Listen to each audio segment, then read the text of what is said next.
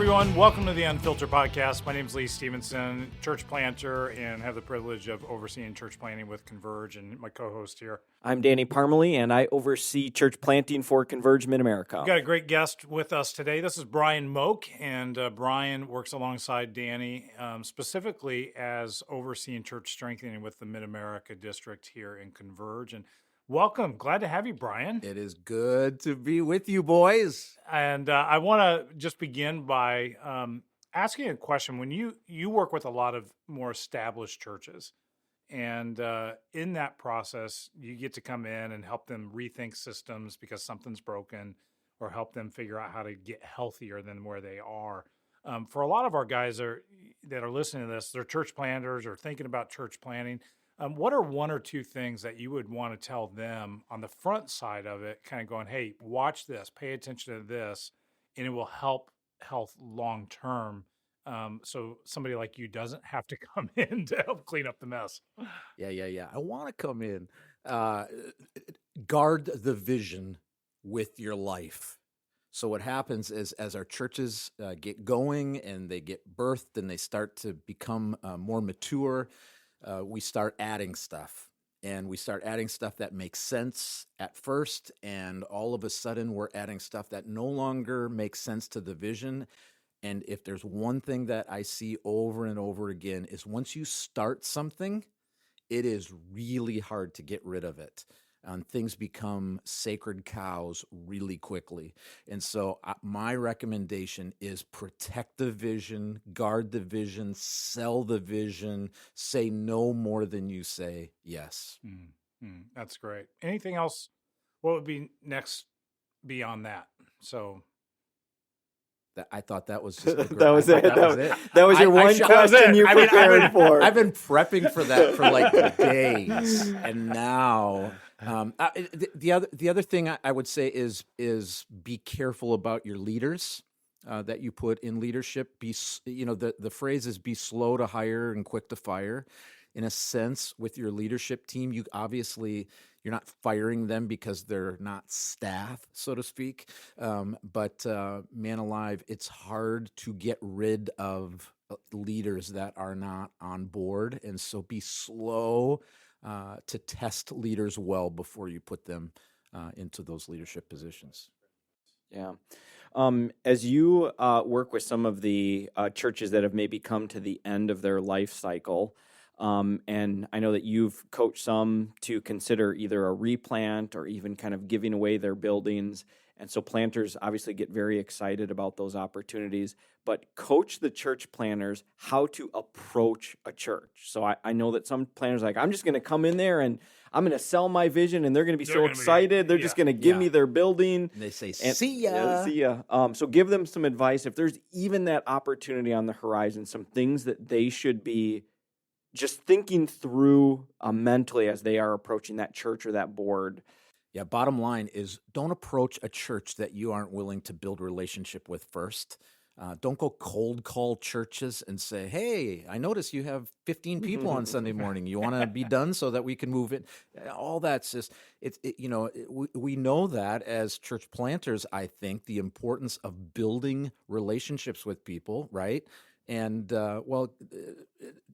we need to do the same thing with other churches. Build relationships with other pastors in town. Get connected in pastoral groups so that you're rubbing shoulders with people. Need them, by the way.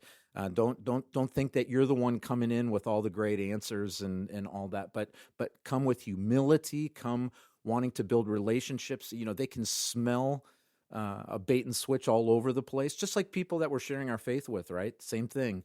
And you need to love people first. So love these churches, love these pastors, but also share your dreams with them, right? It's not that you can't say, hey, this is our dream, that we don't have to be in the Y anymore, that we can have our own building.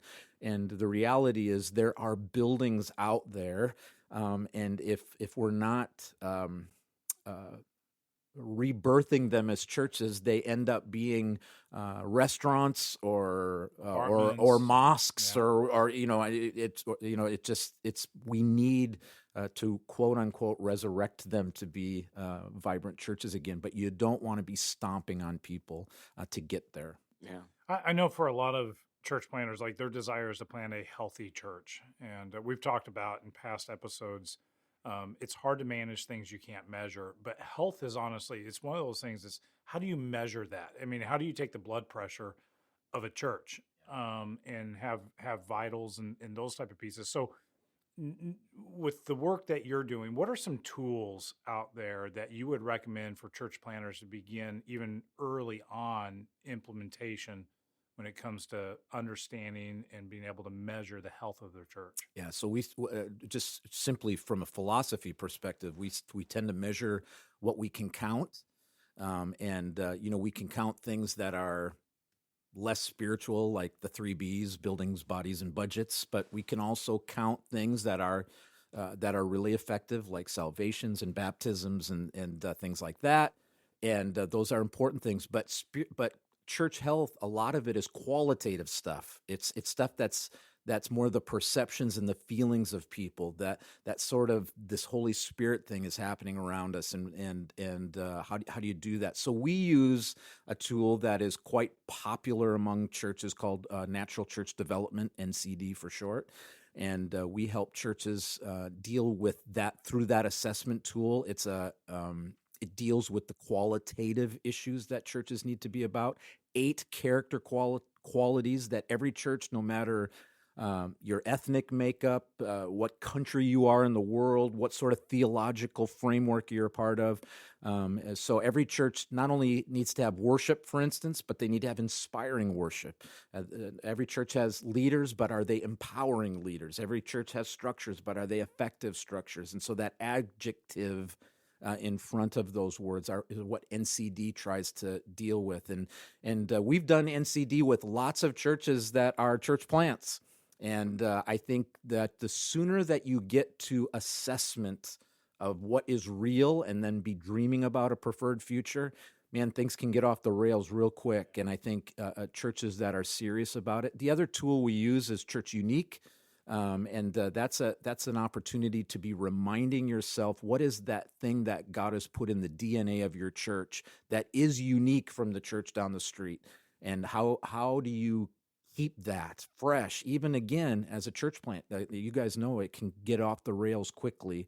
And so just to be reminded of that vision. So those are just 2 tools right off the bat that I think are super effective. Let me ask a follow-up question on NCD. What have you seen happen in the life of a church when they instill that and then actually follow the protocol, like say a year and even 2 years after that initial? Number one, there is not a magic pill to grow your church and to make your church healthy.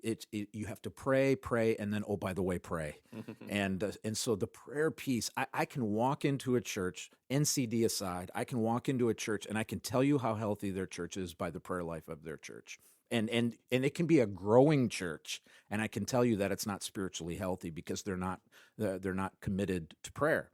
And so that's the first thing. But an assessment is an assessment is an assessment. And so there's all sorts of good ones out there. And if you just simply do it and then put it on a shelf and say, oh, that was interesting, and never do anything with it, it's not going to be effective. And so what makes NCD effective is when you actually play it out and implement changes with what we say is your minimum factor, that thing that scores the lowest. And we found, again, it's not a magic bullet, but we found if you play that out, if you strategize and set goals related to that minimum factor, that as you go and take successive NCDs, those scores will get higher. And oh, by the way, you also find after 2-3 years that your church is getting healthier as well. And a lot of times, healthy things grow, and you want to be unapologetic about healthy things growing. And just the last thing on that is, Luke 14, when Jesus is sharing about the great banquet, and God says, because people aren't coming for a variety of reasons, and he says, go out into the highways and hedges and compel people to come in. Beg them to come to the banquet that I'm setting, so that my house would be full. And so, I always say, don't be unapologetic. You want your church to grow. But you want your church to grow the right way, Yeah. the God honoring, gospel centric way. And so that's really what we're trying to do. Can you give a couple examples of some of those minimum factors very specifically, like, a church, had these couple things where their minimum factors, this is what they did to adjust it, and then this is how they, saw growth over time?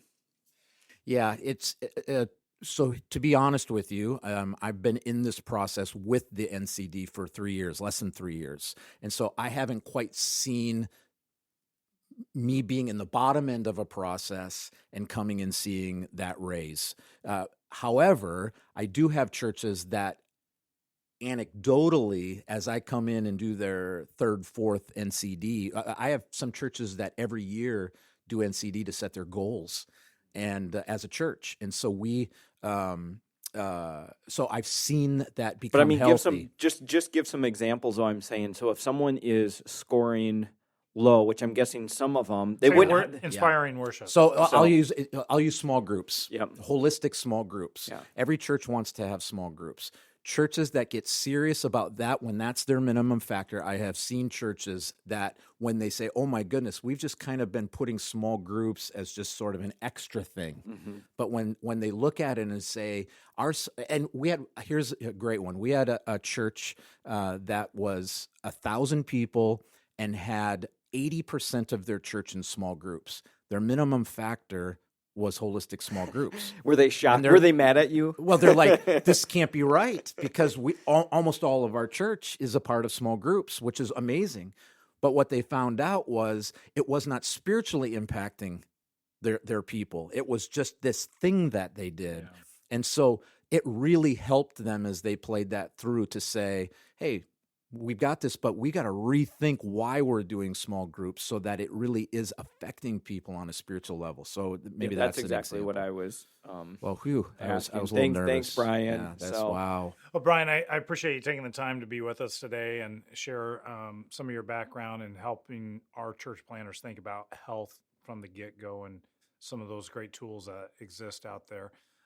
Thanks to everybody for tuning in. This is the Unfiltered Podcast, and until next time, keep it real.